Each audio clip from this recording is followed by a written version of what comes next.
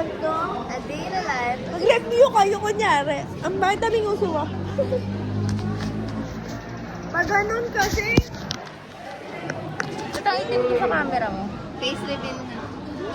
One. please. A day in a Wait, life ako nga is a pala. STEM student na nagre-review para sa exam. Pero may quiz. Tsaka nagpe-prepare para sa defense. May exam na kaya? Kayo ba? Mahirap.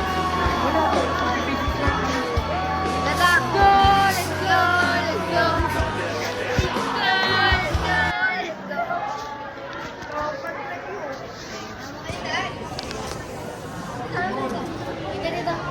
Pinanood natin yan na nakakailaw, nakakasora.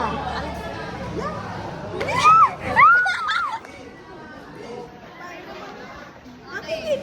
Our first topic is digital divide. So ano nga ba yung digital divide? Jackie, please explain. Like yung ano, hindi pantay-pantay yung magkakaroon, kunyari, internet, yung may hirap, hindi na makapag-internet. Kasi ano, wala kayong pambili, like, hindi na makapag-internet, hindi na makapag-palo. Ano? Tama. Next. Okay, our next topic is computer addiction. Hannah, please explain. Computer addiction is... Yeah! Eh, ganda natin. ASMR. O, yan na pa mag- Too much. Too much? Too much. Madali. Yun yung keyword, too much. Too much, ano? Excessive. Excessive use. Internet. Effects of computer addiction. Meron tayong academic performance. Siyempre, nakaka-interrupt sa academic performance natin. Kapag masyado ka addicted sa computer mo, na-less na yung oras mo para mag-aral. Tama. Academic performance. Tama. Social relation. Dami-dami Oo. mong tao nakikilala sa internet. Di mo na alam kung sino yung mga tao na to. Minsan, masama pala sila. Di mo alam. Masama si Dave. Physical health. Malamang, lagi ka nasa online. Harap mo lagi sa computer. Siyempre, may radiation naman sa kanta. Nanak lang. Mental lang ba yun? Ako, nasa ko. May nakita ka mong ano. Dito mo, sila. Masaya. Mahirap. Naka-10 lang si Carl. Identification? Update, mahirap daw yung MIL quiz na nilalagay namin. Lahat identification?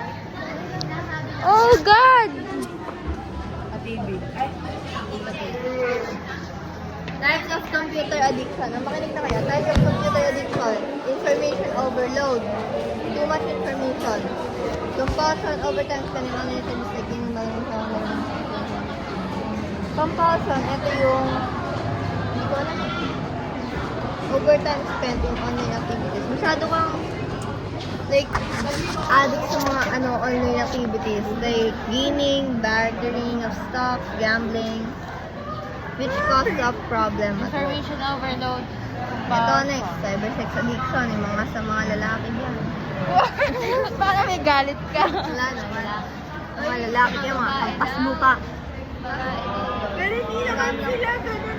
Sobrang dilim ang step. Ba't mo sabi na defend? Man-hater ako ngayon. Di man-hater tayo ngayon. Kaya sabayan mo naman ako dito, oh. Oh. Next, cyber relationship. Yung mga nakikilala mo online. Okay. So, meron tayong apat na computer addiction. Ano ulit yan? Information overload. Compulsion.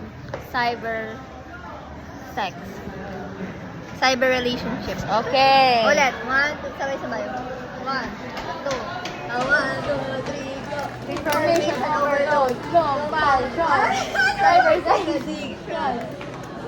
Cyber relationship. Tanga ko. Mali yung... Ang pangit nila gawa ng blue. Ano? 1, 2, 3, go. Information overload. Compulsion.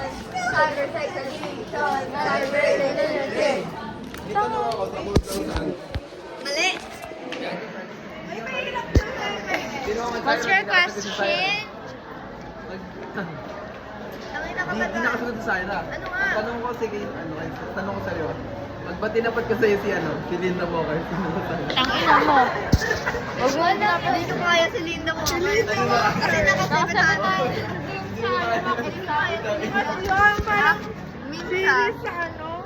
Yung Alam mo yung mga- ngipin mo, may talk Ano, pala. famous na mga clips sa TikTok na dumadaan. Ganun yung Feeling the Walker, eh, kaya yung top notcher, naka 790 Sin sa Mac exam. Akala mo pinsan niya ba yun? Basta, Oh, Bea! Sophia!